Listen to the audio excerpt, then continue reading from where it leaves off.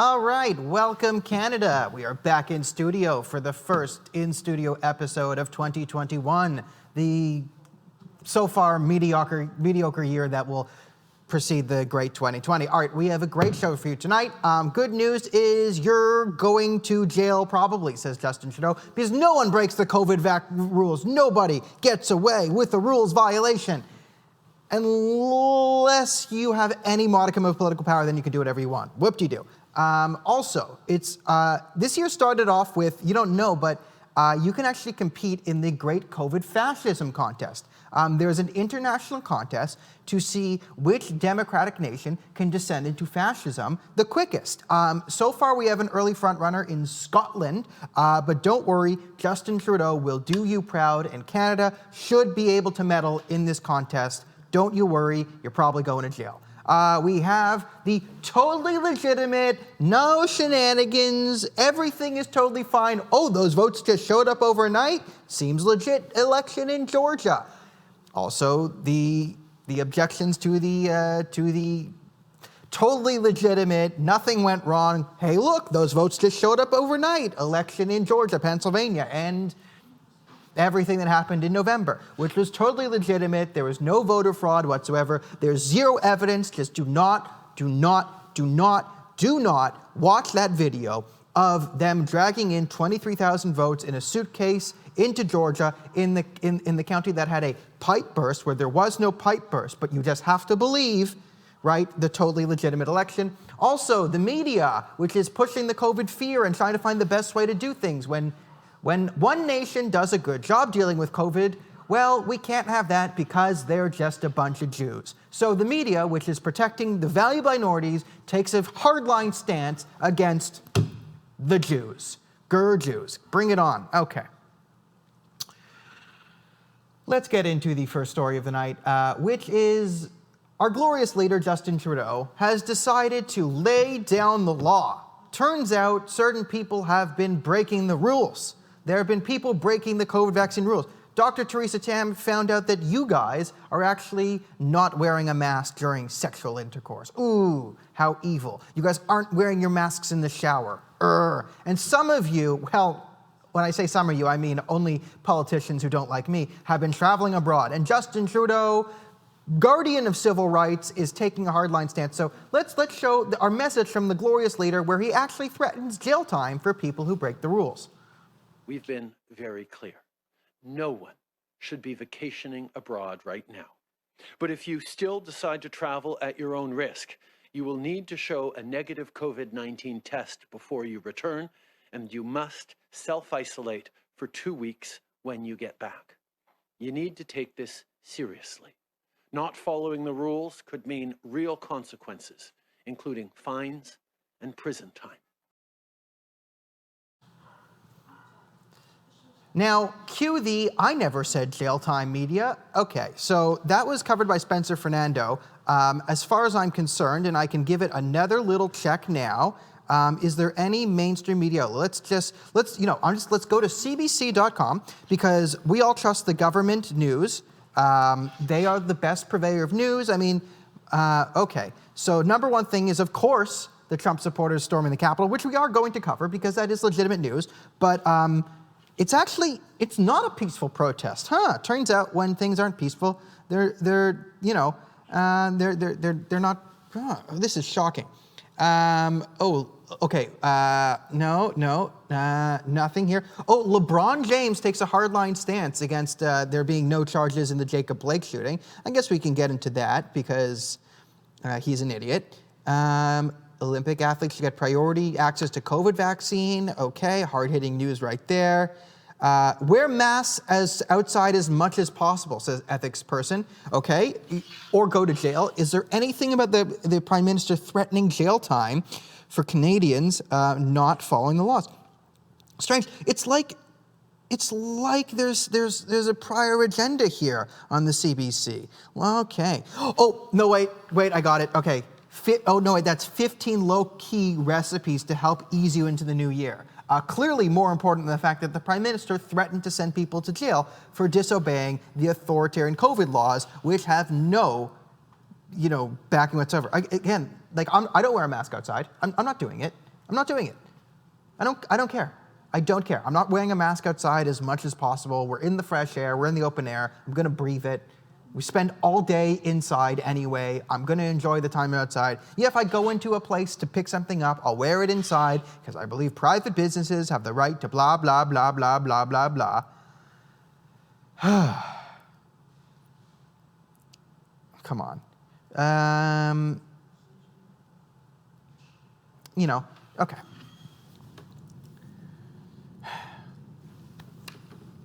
This is kind of where we are now as a country, where I guess it's the entire society, where the media has sort of created a separate world for, I guess the left, or you want to call them the elites or the upper middle class or whoever, my aunts and uncles, to live there. Right? I already know how the Friday night Zoom chat is going to go. Oh my God, can you believe how violent the Trump supporters are? Trump is creating violence and encouraging violent riots. No, yeah. And then I'm going to point out, because I'm just going to snap, that you encourage violent riots and you question the legitimacy of the election for 4 years. Sorry, you don't get to act surprised when they do the exact same thing you have done for years. Then everyone's going to say, Daniel, why are you making things political? After we talked about politics for 20 minutes, but everyone had the same opinion. You disagreeing with our opinion, now you're making it political. So controversial, Daniel, that you are. I have held my tongue in those chats so many times. So many times. So Justin Trudeau's threatening jail time to anyone who travels abroad and doesn't have enough COVID tests and breaks the rules. It's not just the travel abroad rules, it's any rules. But you know who's traveling abroad? This guy. Let's bring up this article about Dr. What's-His-Face. This guy is on the COVID-19 Ontario Advisory Council. He's a doctor. He's at the board on a hospital. And he's like, you know what? Screw it. I'm going on vacation to the Dominican Republic. Let's just go there for 2 weeks. Now, as I said, COVID is real, all right? And there are people who do suffer long-term effects from COVID. And although we don't know, I do know of one person healthy in their 50s who was having a terrible time with COVID and had to go to the hospital, and there was a threat to his life. So it's real. And in the 1 year of COVID, I can point to one very serious case that I know of. So it's not nothing, right? This is clearly worse than the flu. How much worse? Not a lot. But it's there. We rushed the vaccine. We prioritized it. We're getting, we're getting towards herd immunity slowly. We're making a push. Although Justin Trudeau, we've now fallen behind because he did not procure enough vaccines. So it looks like the Conservatives' claims of us being in the back line are actually more true than not. The Americans are doing better in terms of vaccinations per capita than Canada is. So I wonder if my anti-American aunts and uncles who claimed America is a third world country and maybe Canada would donate extra vaccines to America soon, I wonder if they're going to retract that. No, I don't wonder. They're not going to. They're just going to keep living in the fantasy world that the media creates for them. So here we have, the Prime Minister says jail time if you violate COVID-19 rules. Well, what's the legal basis for this? And here's the problem, because let's get into the global fascist. I mean, there's a global fascism contest for COVID-19, right? Who can be the most fascist? And I'm gonna read an article. There's one from a Canadian newspaper that's quick from the Sun, and this one from the Daily Mail UK. It goes, "It is now illegal to leave the house in Scotland. Minister says they are more worried about COVID than any stage of the pandemic so far, as Sturgeon, the Prime Minister, closes schools, places of worship, and bans group exercise. The new law is meant to means it's illegal for people to leave their homes in lockdown. Nicola Sturgeon yesterday announced new tough new coronavirus restrictions. New measures came into force across Scotland from midnight this morning. Schools will remain shut until February, and people were told to stay home. Yesterday, Scotland confirmed it recorded 2,464 new cases of coronavirus." Have any of these massive restrictions been proven to work? Right? I mean, have we stopped the spread? Remember it was 14 weeks to stop the spread? And I say this all the time. The 14 weeks to flatten the curve, right? The curve this is the curve of the virus. And there's a line going through the curve, and that's our resource capability. This is the amount of respirators, the bed units, field hospitals, blah, blah, blah, blah, blah. This is all we need to do, was raise that bar. We need to get more respirators. We need to train more people. We need to get more beds for people to be in. So COVID-19 isn't super deadly, but its biggest threat is it being really infectious and then crashing the healthcare system. Nothing was done when we flattened the curve to raise the bar. It was just keep the curve flattened, right, to take away your civil liberties. So this is clearly, and you know, the best, this is the way the coronavirus, is the coronavirus real? Yes. Should people get the coronavirus? No. Is the coronavirus more dangerous than your personal ideology? No, it's not. Clearly, the people who are pushing the coronavirus, I guarantee you, Nicola Sturgeon, Justin Trudeau, Boris Johnson, anyone in Australia, all the leftist politicians, all the politicians here, of any stripe, coronavirus is nowhere near as deadly at the point where it, beats out your political ideology.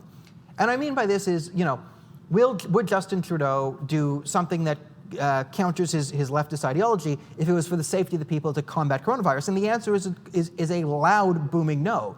You saw this first in February when all countries were closing their borders, and Justin Trudeau, Patty Hajdu, and Theresa Tam were still dragging their feet, saying it was insensitive to close the borders. We're not sure to who it was insensitive to, right? Because, that's every other country but Canada. Is that racism, to be racist of everyone? It was just silly. So clearly, protecting Canadian lives didn't supersede the leftist narrative to Justin Trudeau that open borders all the times. If Justin Trudeau was given a pamphlet and said, coronavirus cases would decrease 15% if you came on TV and said there are only two genders, do you think he would do that? And the answer is no, he would not. He would not do that. And we saw this again. We saw this again with the George Floyd thing, right? With the George Floyd thing, right? All of a sudden, now, because your political ideology was, we need to get out there and push the Black Lives Matter narrative, well, now that supersedes lockdowns to stop coronavirus. Protesting for civil liberties, that's still dangerous. But, protesting American police brutality, that now is important enough that we can sort of scale back these lockdowns. At every step over the last year, there has never been a point where the coronavirus has been more dangerous than your own personal political ideology. And the thing with the right is we'll admit this. We'll say, I believe the protection of civil liberties and the right for freedom of movement is more important than the dangers of the coronavirus. I believe the government is more dangerous than the coronavirus. We've actually, this has been openly been my position forever, so it's not like I'm being hypocritical here. I'm just being honest here.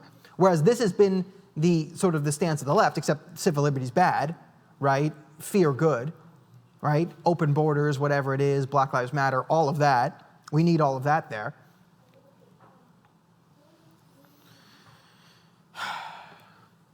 Drives me crazy. I think it drives everyone crazy.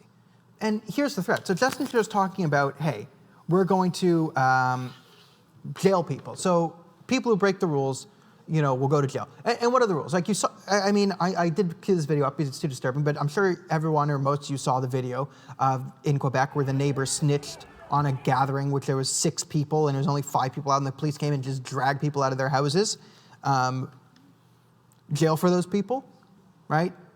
What if, going to see, meeting a boy or a girl and going to see them at their place? Ooh, you only have one social bubble, so you can either, we found out you went to your parents' house and then you went to your girlfriend's house, jail time. Oh, you're not wearing a mask during sex? Jail time. You're not wearing a mask outside now? Jail time. Right? We're talking about, here's the other thing. So, here's an editorial from Toronto Sun. This is really good. Something about the Canadian Shield project. So Canadians should reject faddish lockdown plans. Yes, you should. We should absolutely reject them. So there's this new thing called Canadian Shield, and Canadian Shield makes rather incredible claim without supporting evidence that their plan will save 5,000 lives, create 320,000 jobs, and generate $37 billion. Of course. We're going to kill the economy somehow and that will create jobs and whatever. Okay. So back in November, a group of doctors in Canada banded together to endorse an agenda called COVID Zero, right? And I'm sure one of the doctors was the guy who went to the Dominican Republic. The plan was to bring in severe lockdowns until we arrived at 0 new cases daily of COVID-19. That's impossible. It's impossible to get to 0. It's impossible. And this is the problem with the left, is it's all utopian thing. We need to get to 0. Not a manageable level because, COVID-19, it's not the worst thing out there. Like, you'd rather have COVID than diabetes. Diabetes. Fun word to say. It was quite a goal. It sounded great at first glance, but it would have involved widespread societal damage without any guarantee of success. Now the same individuals are back with others, are now offering a new miracle cure they've named Canadian Shield. The basic gist of it is that, that the current restrictions in Canada aren't severe enough and need to be replaced with Australia's lockdowns, which include curfews and bans on dog walking and outdoor exercise. Australia, by the way, is now bringing in restrictions once again. It never ends. Canadian Shield make rather incredible claim without supporting evidence that their plan will save 500,000 lives, create 300,000 jobs, and generate $37 billion. Again, how do you create jobs by instituting curfew lockdowns? Are you going to have snitch patrols? Are you going to have people out there, snitching on their friends and family? That's the thing. They also argue these lockdowns will quickly reduce the cases so massively that they'll only need to be in place for 4 to 6 weeks. That's a hard take. It's hard to take seriously, given how most restrictions end up being extended. They describe their approach as near zero COVID strategy, in that it recognizes maintaining zero COVID cases is not feasible until a vaccine is widely available. At least they've come to some sort of reasonable understanding that we can't get to zero. There you have it. They acknowledge that their previous COVID zero gimmick was not practical. Thank you. How long until these fees, until they fess up to this new one, and likewise too pie in the sky and admit it won't work? Well, some of these authors of this plan have the ear of the government. We very much hope that politicians and health officials ignore this other plans like it. No more of this messaging around with others' lives. Please, this isn't a video game. Real life Canadians aren't guinea pigs.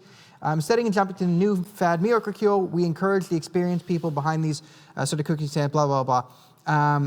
Okay, let me offer some things. The gist of this is, we have a cabal of experts, doctors and everyone, who all probably have left-wing leanings, there's a great thread put up at Anthony Furey basically showing all the experts who disagree with the lockdowns. Lockdowns have not been proven to work. And I've said this before, the more ridiculous the restrictions you put on Canadians, the less chance you have of us actually following them. People are built off of, perception builds reality is an old saying, and that's true. So when you trust Canadians to be reasonable, they will act more reasonable. When you treat them like they're unruly apes and not worthy of reason, and you have to scare them, well, then they won't act reasonably. So if you were just to be honest with Canadians, 14 days to flatten the spread, and we actually need to do X, Y, and Z, hey, everyone be reasonable. And if you just said, listen, it's so new we're going back in the time machine 1 year. And if you just said, hey, we just don't know. We don't know how this is going to play out. So we're going to put in these lockdowns. They might work, they might not, but we just need to flatten the curve. And if there's new data, we'll share it with you. But instead, they presented their plan with absolutely no data as fact, because an expert said it was so. Then when more evidence came out and said, these lockdowns really aren't working, it's not really helping quell anything, well, then we just need more lockdowns. Right now, it's become a mantra of the political class that lockdowns are doing something. And there's a lot of reasons behind this. One, most politicians are cowards. Absolute, utter cowards. There's a few, Doug Ford is not one of them, there's a few who will stand up and are willing to sort of stand in the line of fire and punch back at the media. There's very few who are willing to do this. This is, again, why Trump is so popular. There's a lot of reasons why this becomes good for politicians. So, Doug Ford's approval ratings went up among the left and the centrists in Ontario when he was Big Daddy. People pretend that they love freedom, but most people like Big Daddy. Most people want Big Brother. Most people want Big Brother as long as it attacks their neighbors and not them. So when you're scared, when the media scares you and says you're all going to die, you want Big Daddy Ford or Big Daddy Trudeau or Big Daddy Scott Moe or whatever other dictators are running your province or state. You want them to come and say, oh, I have things under control. And Doug Ford, one, gets to look like he's doing something by putting in all these harsh restrictions. So by saying, look how seriously I took this. I added this restriction, this restriction, this restriction. It gives him play, and then the media will come out and sing his praises. Doug Ford takes away all our freedoms. Yay! Right? And he gets a bit of a boost. And then, the people who consume CBC and Global and CTV, they go, oh, Doug Ford is doing a good job. Right? opposed to, governors like Ron DeSantis who have actually pushed back against the media. The media is pretending like Florida is the most COVID-ridden place on the earth, even though it's doing way better than a lot of states. And Andrew Cuomo, who is, a paragon of the left, and he had the highest death rate in his state, but he blamed Trump for it, so the media jumped on the bandwagon, and you even got leftists, and there was something called Cuomo-sexual. It was people who were so serious about the coronavirus that their sexuality was they're attracted to Andrew Cuomo, right? Add a new letter to the alphabet, people, right? LGBTQC+, Cuomo-sexuals. That was a real thing, a real thing. So they get props in the media, they get people to not come after them, and the other thing they get is they get an excuse. Ontario had no money. Kathleen Wynne spent all her money and sold off all her assets. Ontario has no money. We're broke. We were broke before the coronavirus. We were super broke before. We were broke going into Doug Ford's campaign. Now we're super broke. Now we're super duper double extra secret broke in Ontario. There's no money. We don't have any money. Now no one has any money, so we haven't felt the harsh economic collapse yet. It's probably like gold and Bitcoin. I can't because I don't have money because I have to use it all for my lawyers to stop Aaron O'Toole's lawsuit against me. You can donate below, blah, blah, blah. I mean, again, this is the contest for who can be the most fascist. None of this has been proven to work, but this is the problem with sort of expert ideology, is just because experts say it's so doesn't make it a fact. You have to back things up with data, right? Because there's experts that disagree on the lockdown thing, and we can produce them. But some doctors' opinions matter, some don't. And the doctors' opinions who matter are the ones who agree with the ideology of the CBC, Global News, and CTV. So welcome fascism. Justin Trudeau's going to arrest you if you don't follow the lockdowns. If you break curfew, right? Or maybe you got curfews coming in. You walk your dog. No dog walking. Yes, no more dog walking in public. Dog owners, just keep your dogs inside all day. Let them defecate and destroy all your furniture.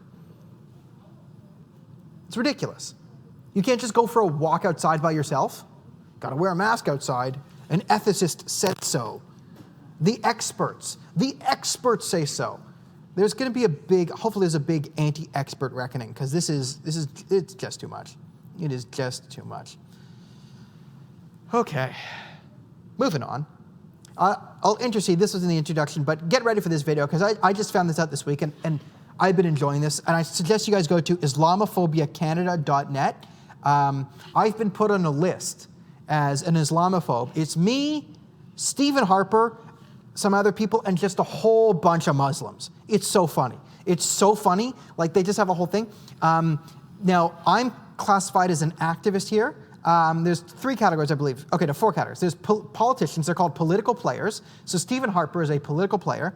I'm an activist. There's misinformation experts. Beside me is Candace Malcolm, Anthony Fury, and Andrew Lawton.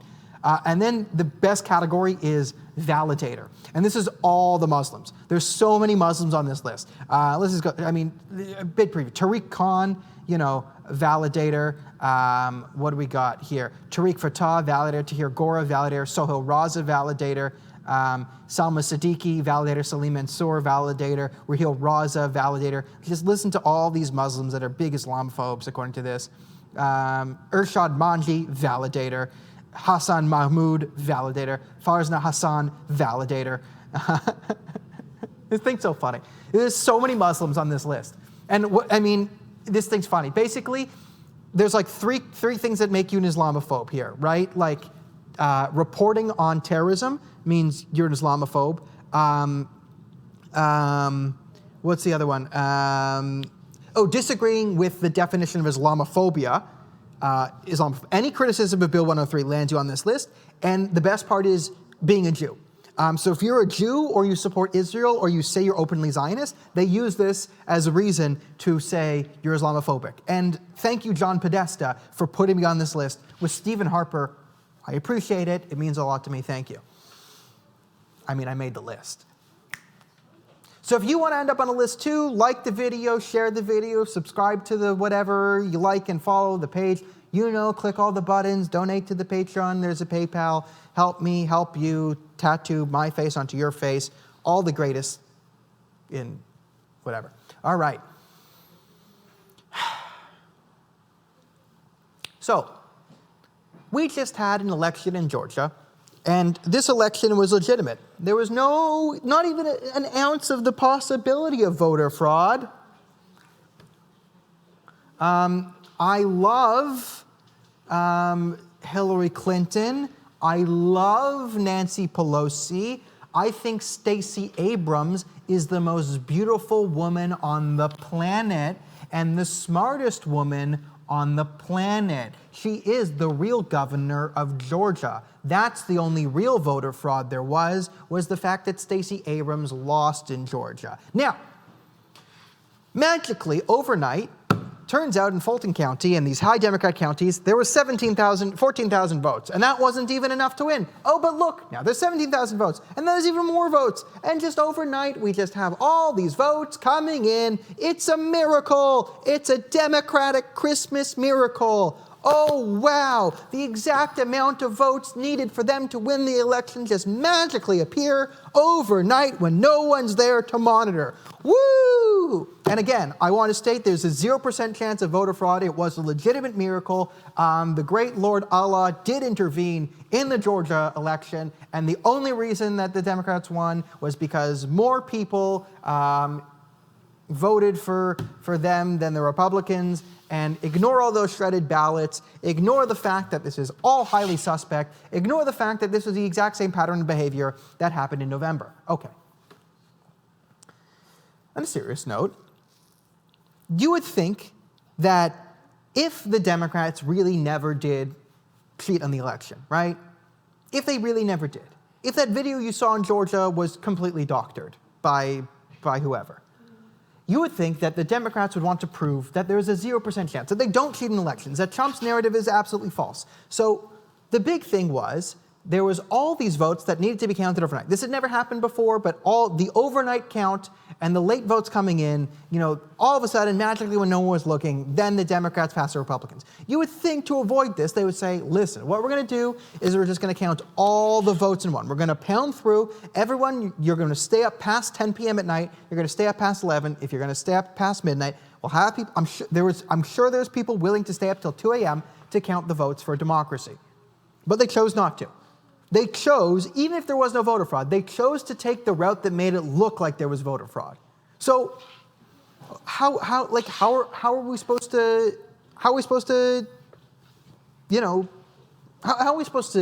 take this seriously? Huh? Right. So now we got another radical in the Senate, in Warnock, whatever his name is, and Warnock has been caught on video praising the Nation of Islam. That's Louis Farrakhan and the Nation of Islam for all the great work they do. Now, Louis Farrakhan and the Nation of Islam is the one that says Jews are satanic, Jews are the problem in America. The satanic Jews, we run the banks, we run this, we run that. So, again, I've made this point 1,000 times. You want to know why, I don't take any of the left's social justice claims seriously at all? Why I don't give any credence to anyone in the Democratic Party when they say they care about minorities? Jews are the #1 target of hate crimes in both Canada and America. #1 in hate crimes. Now, I love Canada. I would not say Canada is an anti-Semitic nation. I think that is a terrible descriptor of Canada and America. But Canada is more anti-Semitic than it is racist.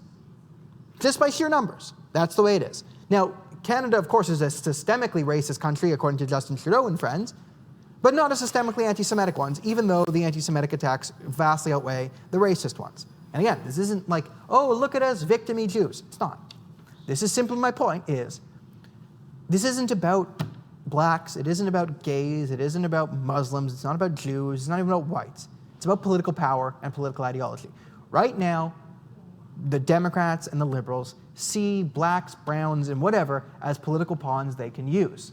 That's why they push these radical narratives to sort of keep them on the team. Now, when you have someone like Warnock, who can get out there and openly endorse someone who says Jews are satanic. Do you really think black people or Muslim people, do you really think these people who are totally willing to fight against hate crimes when confronted with the #1 list of hate crimes in the country, which is anti-Semitism, and then confronted with an political candidate who is openly anti-Semitic, and then they do nothing about it, they excuse it? Do you really think that if things change a little bit, that they won't come for you? That there is no scenario on the world where the Democrats can turn on the black community for political expedience? That they won't turn on the Muslim community if it becomes politically convenient? Do you really think that's impossible? So we have another radical in the Senate. The squad continues to grow. Whoop-de-doo. Everything should be free. No, everything shouldn't be free. The Jews should pay for everything. We should, we should just kidnap and steal the Jews' money and then create the perfect society. Just like that one guy in the 1930s and 40s did, because that turned out so well. And if anyone disagrees with that, you're a Nazi. If anyone disagrees with us replicating Hitler's policy towards economics and the Jews, they are a literal Nazi and worse than Hitler. That's why we have to implement all Nazi policies and ideology in the Democratic Party. Welcome to the 21st century.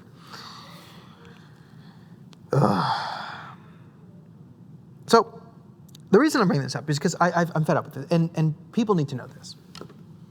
On the election thing, we did election night coverage. The National Telegraph did. Other people did. Our YouTube channel got nuked for it. Other people I know, servers got nuked. Everyone who was center-right or to the right of center who covered the election, all their platforms got nuked. Now, some of the bigger ones like Stephen Crowder had to be put back because he made enough of a stink about it, and they had to pretend, oh, sorry. National Telegraph appealed, didn't get back. So still nuked. And maybe my channel gets nuked because I, joked about Stacey Abrams or whatever. But you just can't give in to fascism. And this is technocratic fascism at the highest order. You have tech companies in conjunction with the Democratic parties who openly swore that they would do whatever they could to make sure Donald Trump wouldn't be elected in 2020, right? And then the National Telegraph published an article on the Georgia thing, and the only reason we published the article is listen, we actually have video evidence in this one. We actually have a video of the pipe burst, which wasn't a pipe burst, and then just them dragging in a suitcase full of votes when no one was there. That's on video. It's on video. So, we just couldn't, if we could definitively prove it, we couldn't not talk about it. And now with this, it's okay, so now it's a tie in the Senate, which means the vice president, Kamala, Kamala, that's Kamala's laugh. Literally, it is the most creepy thing in the world. She's stunning and brave. So stunning and so brave. She will now be deciding all ties in the Senate. The Democrats hold the House, and they'll hold the presidency. Just prepare for no more civil rights. Prepare for no more civil rights, and you're going to find out in the next 2 years why America has the Second Amendment. And the Second Amendment will be the only thing stopping a civil war, and because of that, the Democrats will try and repeal the Second Amendment, and then, therefore, triggering a civil war, and then I will say, I told you so, and they'll be like, oh my God, I can't believe Donald Trump, blah, blah, blah, blah, blah. All right, now on the topic of, oh my God, I can't believe Donald Trump, blah, blah, blah, blah, blah. So Trump supporters are now storming the Capitol because they are pissed off. So you can bring up the video here, and we'll just show it in the corner of what's going on in Capitol Hill right now as we speak. We have thousands of people, Trump supporters, sort of pushing the border. Guys, video. Yalla. We have, and this is going to be the thing that drives everyone crazy, because this is going to be happening right now as we speak. We're going to have, clashes with the cops right here, right? And this is a violent protest, right? Ideally, you should be pushing for legal and democratic means. You should not be storming the Capitol building. This is not how you get things done. However, this behavior has been deemed to be acceptable, noble, by the same people who are going to be criticizing this behavior right now. For the last 6 months, Portland, Oregon has been on fire under riots. Finally, the mayor came and said he's going to do something about it, but for the last 6 months, Portland has been under fire. Every time, there's going to be riots in Kenosha, Wisconsin again, because the police officers who justifiably shot Jacob Blake after he came to attack his ex-girlfriend who had accused him of sexual assault, and he had a knife on him, and he was going into his car to get a weapon, even after the cops tried to subdue him and use non-lethal means, right? Then were forced to shoot him as he went into his car to get a weapon after resisting arrest in a totally justified shooting. There's going to be riots, and people like LeBron James are going to get out there and cheer on the riots and be like, this is justified because black people experience racism. It's justified because black people are angry, therefore riots justified, and the New York Times is going to be like, yes, it is justified, right? And if remember when a Republican senator wrote an op in the New York Times saying, riots are bad, and the New York Times revolted and people got fired over the publication of that article? Do you remember, aunts and uncles of mine, when you all ignored, dismissed, or subtly praised the violence and the riots post-George Floyd, post-Jacob Blake, for the last 6 months, when rioting was considered peaceful protests, mostly peaceful protests, when CNN was outside a reporter and there's literally a building on fire in the background, and it says in the Chiron, peaceful protest underway where things are on fire? So, what's wrong with this? What's wrong with this? If this is actually pretty, this isn't the most violent protest we've seen. This is not the most violent protest we've seen in the last 6 months. Not even close. Is it an acceptable level of violence? No. The acceptable level is 0. But the people who are going to be, screaming about how Trump is creating a civil war and how Trump is leading the country towards violence, those same people, when faced with violent riots all over the country and all over the world because of George Floyd, their reaction was, great job. Not violent. This is so peaceful. Oh, they're burning things down, ripping down statues of Thomas Jefferson, ripping down statues of Frederick Douglass, ripping down a statue, taking down a statue in Philadelphia of Abraham Lincoln emancipating slaves, a statue paid for by slaves who were freed. Where were you there? Where were you? Come on. Come on. So all of a sudden, this is now going to be inappropriate behavior. Sure.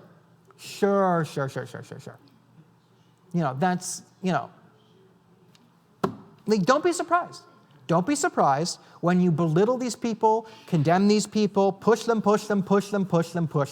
then look at their opponents, watch violence and harassment be done towards the right, cheer it on, and then freak out when they push back, and then you're not allowed to be surprised when this descends into civil war. You're not. When they eventually just say, you know what?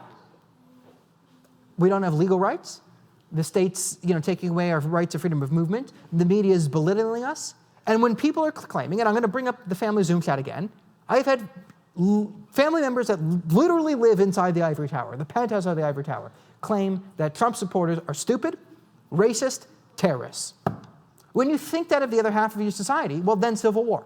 Right? Because if they're a racist terrorist, then there's really no deep equalities and you can't really negotiate or live with them. And if you can't negotiate or live with someone, well, then it's war.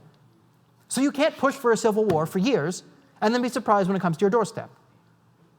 The way you get rid of that violent riot is there's going to be violent riots over the next few days in Wisconsin. There's going to be violence in Wisconsin, and if you are not as upset about the violence in Wisconsin over an obviously justifiable police shooting over Jacob Blake, then you're a hypocrite and you're the reason a civil war is going to happen. You're not allowed to be surprised when someone grabs an AK-47 or an AR-15 and tries to fight you, because that's what you're pushing for.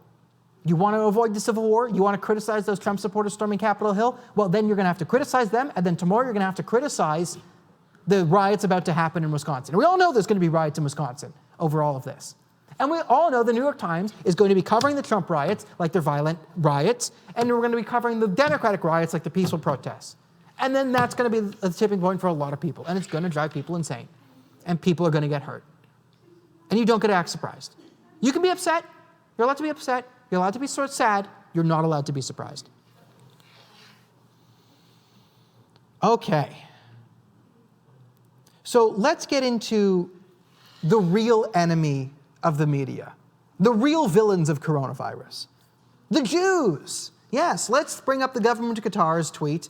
This is from Al Jazeera, and here they're claiming, oh, look at all the, Israelis being vaccinated, but there's no vaccines given to the West Bank and the Gaza Strip. Oh my God, oh my God, oh my God. And this has been pushed by the CBC. This has been pushed by almost every Western journal outlet. The Guardian's really big on hating on Israel here.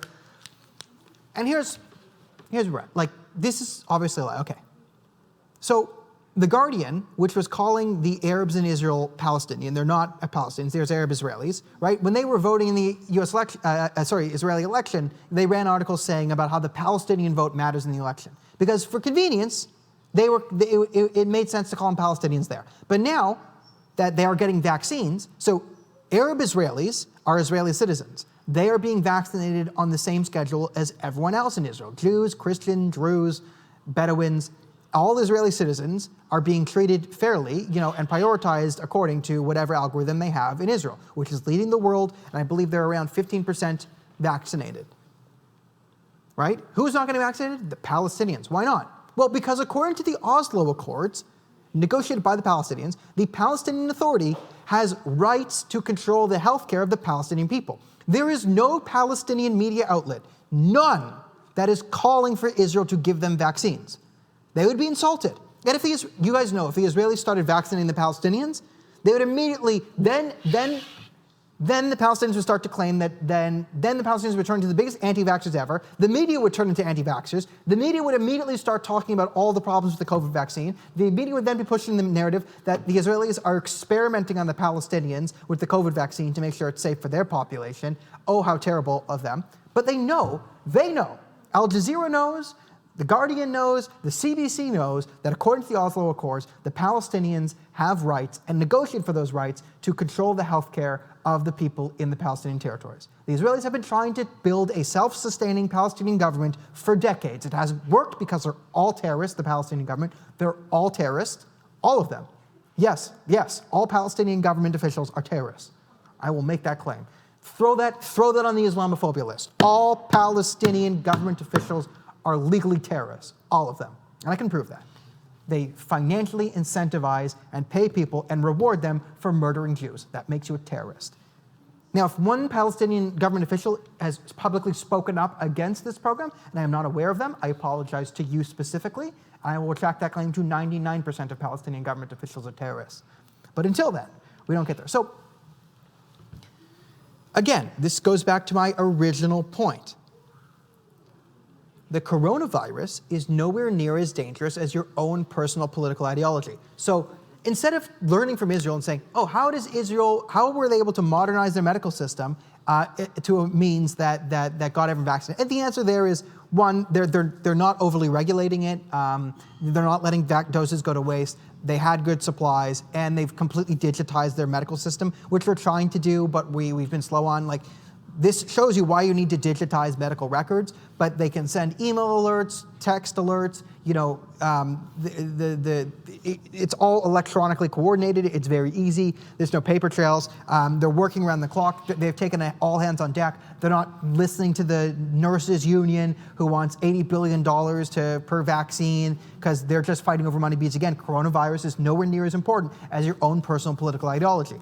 Nowhere near as dangerous as that. So instead of saying, oh, how could we learn from Israel, right? Because shouldn't our priority be, how do we fight COVID-19? Because we really don't want to institute these draconian restrictions. But the answer is we actually do want to institute these draconian restrictions. We don't really care about how to get a herd immunity really quickly, even if there is a path to doing so outlined by a country. Now, if that country was, Pakistan, we'd be all over learning from Pakistan. But because it's a bunch of filthy Jews, well, then the narrative is Jews are bad. Because again, coronavirus is nowhere near as dangerous as your own personal political ideology. And if you're the Muslim Brotherhood and Al Jazeera, that's the Muslim Brotherhood, it's the government of Qatar, your personal political ideology is, one, natural gas good, slaves good, Jews bad. And this gives you a chance to say Jews bad. So instead of learning about how to deal with learning how to deal with all this stuff, no. Our priority is talking about how Jews are bad. And it doesn't matter that you can actually look at the Oslo Accords and figure out that what you're actually pushing is not true. It's not true. There's no Palestinian government official calling for Israel to give them vaccines. There's no Palestinian news source calling for this. The only people pushing this are Western media outlets and the Muslim Brotherhood in Qatar. So it's just more proof that, coronavirus, yeah, it's real.